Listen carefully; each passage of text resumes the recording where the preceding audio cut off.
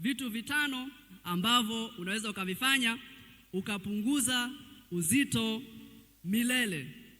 Napokuwa tunasema kupunguza uzito milele, na maanisha katika namna ambayo ni endelevu, kwa sababu kupunguza uzito ni jambo rahisi tu.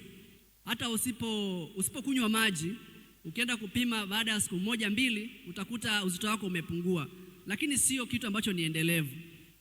Labda ukitumia, kuna dawa ambazo huwa wanakunywa watu za kupunguza uzito, za kuharisha. Yaani unakunywa dawa, unaharisha, unatapika, unaweza kupunguza kilo 3 ndani ya siku moja.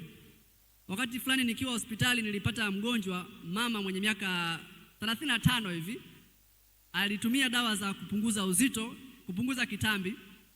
Sasa zile dawa zikamfanya akaharisha sana, na bahati mbaya siku ile alikuwa nyumbani peke yake. Kwa hiyo aliharisha ile asubuhi, mchana, mpaka jioni, mpaka kwenda usiku. Wanapokuja kurudi family members wengine, ndipo akaja kumleta hospitali. Alikuwa amechoka sana. Sasa unapiga picha, vipi kama yule mama angebaki peke yake katika hali hiyo hadi kesho yake? Huenda angepoteza maisha, au angepata degedege, au angekuwa katika hali mbaya sana, kwa sababu tu ya anataka kupunguza uzito. Na hiyo ni nadharia ambayo si nzuri, kwa sababu unapokuwa unapunguza uzito, labda unapunguza uzito katika namna ya kutaka kuharisha, kumbuka mafuta hayapo kwenye mfumo wa chakula.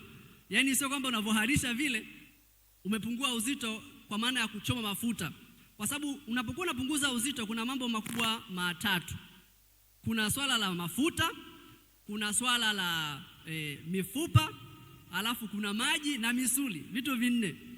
Kwa hiyo inawezekana unapunguza uzito, kama unapunguza uzito kwa kuharisha, maana yake umepoteza maji mengi pamoja na electrolytes, tunazita kama madini ambayo huwa yanaenda pamoja na maji.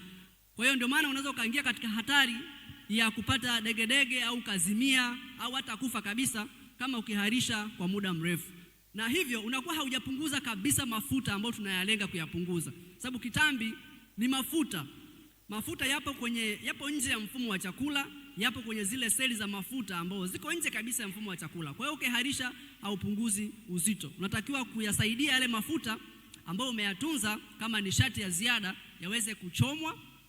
Hapo ndipo unakuwa umepunguza uzito katika namna ya kiafya ambayo tunaitaka.